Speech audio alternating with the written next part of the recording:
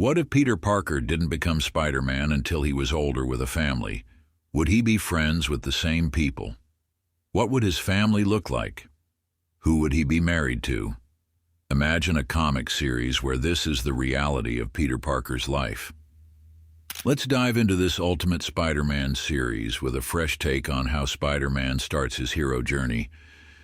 After Peter Parker finally becomes Spider-Man in his later years, with the help of Tony Stark, he finds it hard to find balance with being a father and being a new hero with no direction.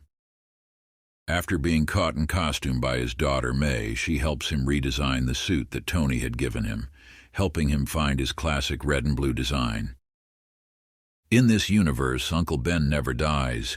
He actually teams up with Jonah Jameson to try to start their own newspaper after the Daily Bugle is taken over by Wilson Fisk. They start researching a new vigilante, nicknamed the Green Goblin, who had been making multiple attacks on the kingpin of Manhattan, Wilson Fisk. Peter later goes to visit them and sees all their research on the subject. Peter informs them that the Bugle won't cover the story because of the new ownership of the paper. Instead, they have been covering the sightings of another masked vigilante swinging around the city, Spider-Man. With the new information he received from Uncle Ben, Peter decides to stake out a location he thinks the Green Goblin will attack next. It takes a couple days, but Peter finally sees some action. He finally sees the Green Goblin as he is chasing another masked vigilante, known as Bullseye, who is deadly accurate with throwing playing cards and seemed to have the upper hand on the Goblin.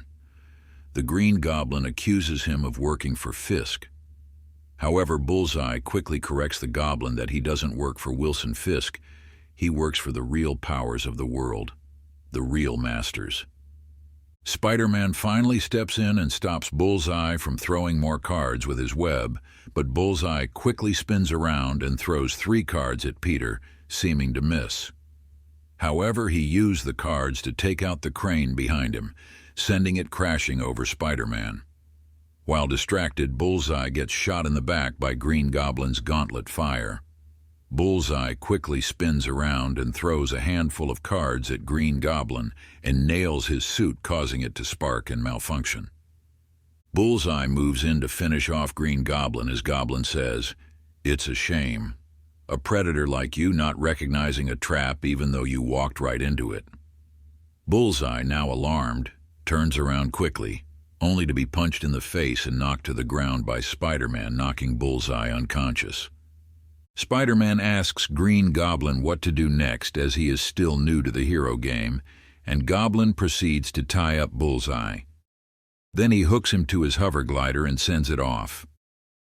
Goblin turns and gazes at Spider-Man and thanks him for his help, then compliments Spider-Man's suit, only to realize that it's Stark Tech. Goblin hits the button on his chest and begins to pair his suit with Spider-Man's, confusing Spider-Man with all the noises his suit begins to make. Once paired, he deactivates Peter's mask remotely to see who he really is. Peter frantically tries to stop it, but finally allows the mask to come off. Once Peter's mask is off, the Green Goblin begins to take off his helmet. Now face to face, they introduce themselves to each other, never truly ever meeting in this universe. For the first time, Harry Osborn meets Peter Parker. They decide to get drinks and talk about the state of the world and the roles they both now play in it. They decide to meet for dinner at a high-end restaurant.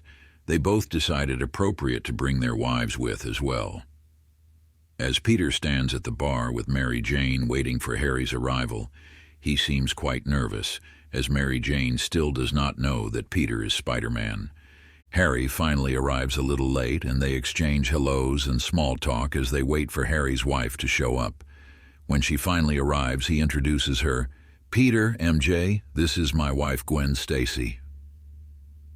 This has been quite a turn of events from our usual web-slinger story. Stay tuned for what happens next in this series of alternate timelines for Spider-Man. Don't forget to like and subscribe and check out our other videos for similar content to this, as well as the prequel story to this video.